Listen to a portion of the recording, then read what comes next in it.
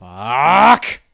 Slender Man from 2018. About 6 years past the point where anyone even cared about Slender Man anymore, so good timing there, Sony. This movie focuses around a group of friends, a bunch of teenage girls, and they decide to have a sort of a slumber party together after hearing that all the guys they like are going to spend their night grouped together trying to summon Slender Man.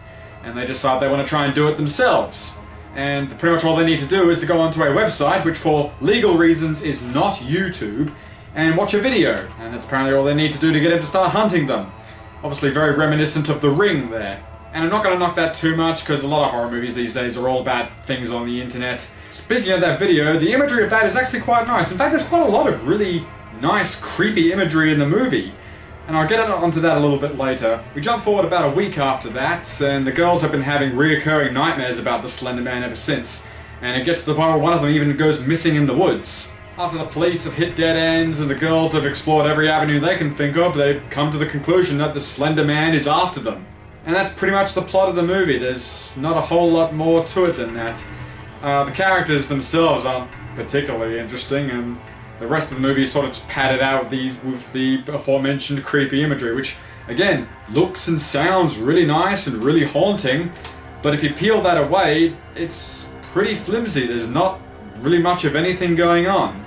One of the girls in particular does a lot of studying on the Slender Man. She seems to be a bit more into the fact that he's after them more than the others.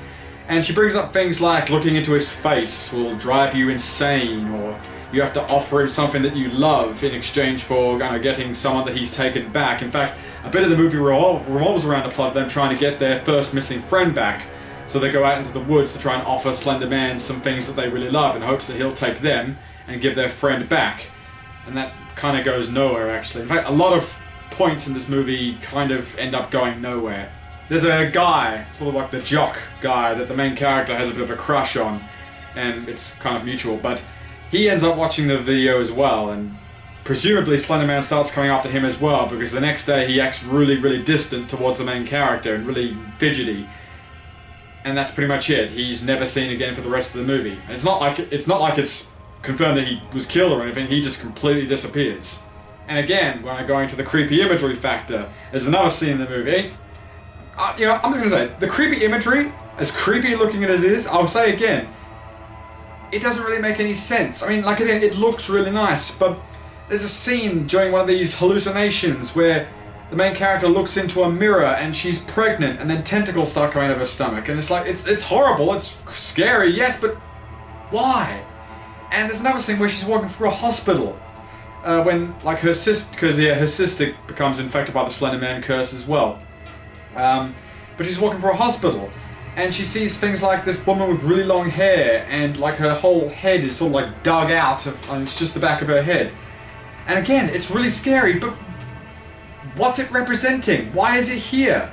I wouldn't say this movie is as bad as The Bye-Bye Man, because I don't think anything deserves to be as cold as bad as that, but it suffers from a lot of the same problems that that movie did. You have this, like, spiritual, demonic creature, and you have all of this imagery to sort of talk about him and explain him a little bit and his motives, but you never really explain what those motives are.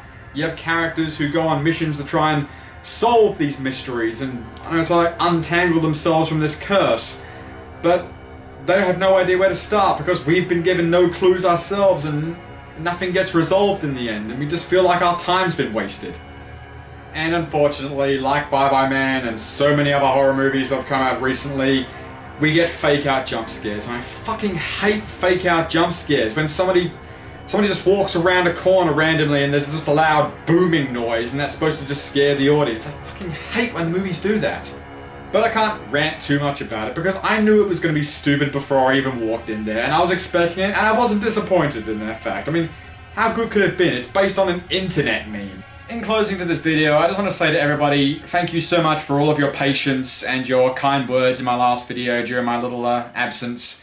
Again, not everything is resolved yet, and it's a lot of personal stuff, but you've all been really understanding, and I just want to thank you all very much for that. I have started working on my next review now. I'm a fair bit into it, so hopefully I'll get that out to you really soon. So, I'm Fedora, save a screen for me, and I'll see you in the next review.